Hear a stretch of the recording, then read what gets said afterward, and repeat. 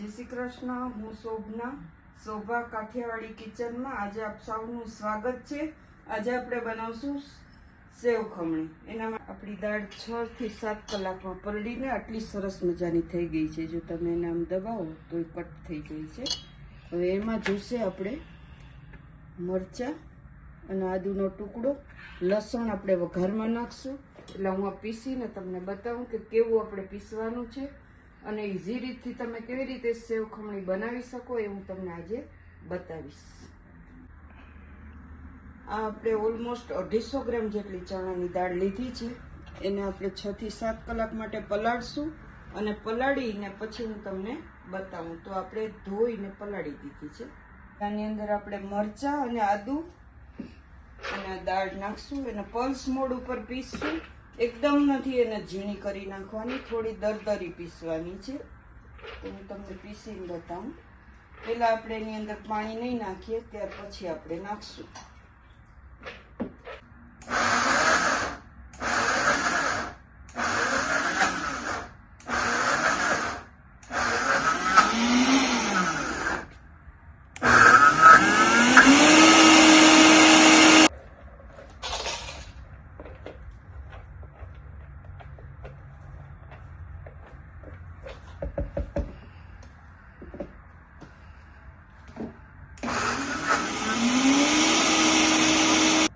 થોડુંક જ આપણે પાણી નાખશું, પેલા બહુ નહીં નાખી।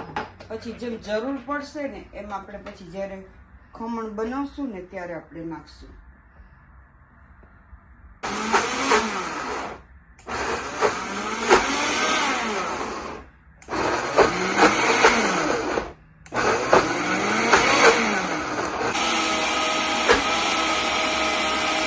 જો આ ટાઈપનું આપણે દળવાનું છે। પેલું દરદરું લાગશે પણ આમ તો એકદમ સરસ જ થઈ ગઈ।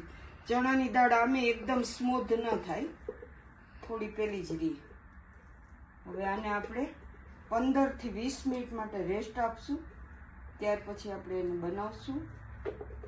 જ્યારે હું બનાવીશ ત્યારે તમને બતાવીશ। આની અંદર આપણે નાખશું અડધી ટીસ્પૂન લીંબુના ફૂલ અને થોડીક હળદર, અને ત્યાર પછી આપણે એના મિક્સ કરી નાખશું અને મિક્સ કરી અને એને આપણે 20 થી 25 મિનિટ સુધી રેસ્ટ આપશું।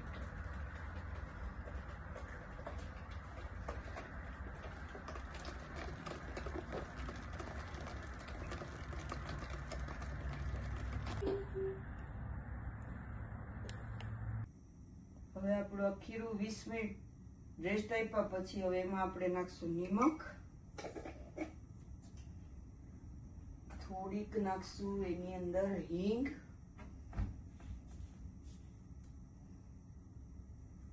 અને પછી આ નાખશું આપણે સોડા પાણીમાં પલાળેલા,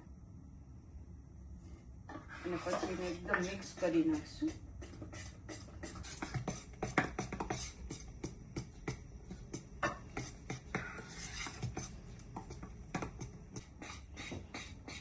હવે આપણું આ જો બેટર બની રેડી થઈ ગયું છે। આમાં મેં પાણી ગરમ મૂકી દીધું છે, એની અંદર આપણે મૂકી દઈશું ખમણ બનાવવા માટે।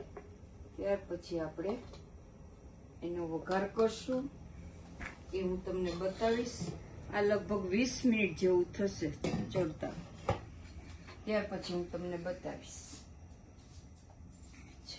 હવે આપણા જો ખમણ બની ગયા છે, હવે એનો આપણે આમાં પેલા ખમણશું એટલે એનો એકદમ સરખે સરખો ભૂકો થાય અને એકદમ છૂટી છૂટી આપણી ખમણી બને। હંમેશા ઠંડા થાય ને પછી જ આપણે આવી રીતના ખમણવાના, એટલે એકદમ છૂટો દાણો થાય, નહીતર આમ લોંદા જેવું થઈ જાય તો એકદમ આપણી સરસ મજાની ખમણી ના બને।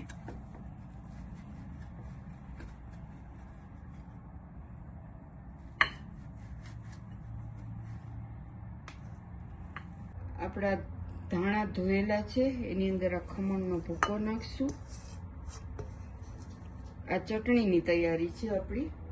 પછી એની અંદર આપણે નાખશું મીઠું, અંદર મરચું નાખ્યું છે, અને એની અંદર હું નાખીશ ખાંડ।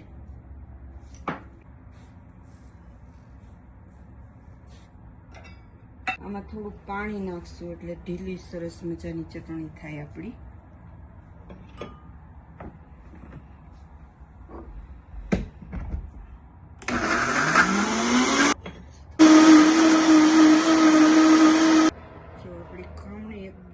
સરસ મજાની છૂટી છૂટી થઈ છે. હવે એની અંદર આપણે મિક્સ કરશું સેવ.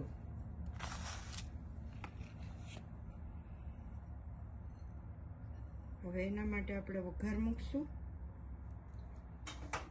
એક પાવરું ભરીને આપણે તેલ નાખ્યું છે.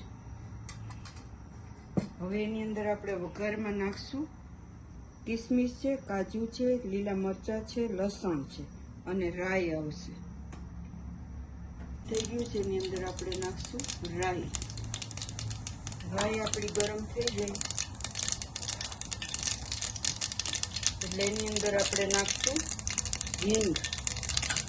પછી એની અંદર નાખશું મરચાં, લસણ. પછી એની અંદર જશે કાજુ, કિસમિસ.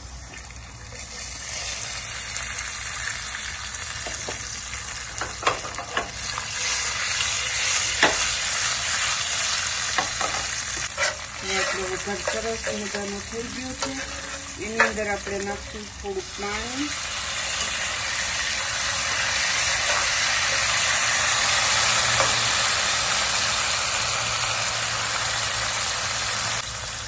પાણીના ભાગનું મીઠું નાખશું.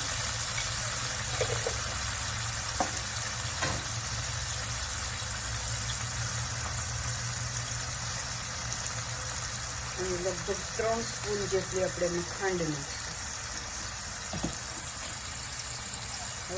આ ખાંડ આપણી ઓગળી જાય ત્યાર પછી આપણે આ ખમણી બનાવીને રેડી રાખી છે એ અંદર મિક્સ કરશું.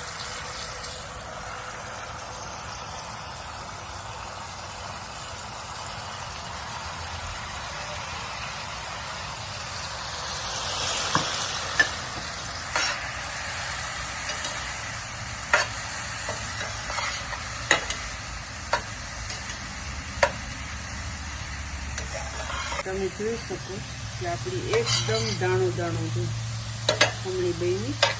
હવે આપણે એને સર્વ કરશું અને ખાવા માટે ખમણી થઈ ગઈ છે આપણી રેડી. હવે આપણે આને ડેકોરેશન કરશું સેવ નાખીને.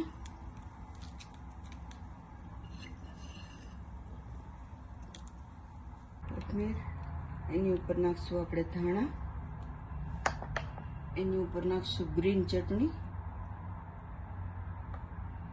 ગ્રીન ચટણી તમારી તીખાસ ઉપર તમારે નાખવાની.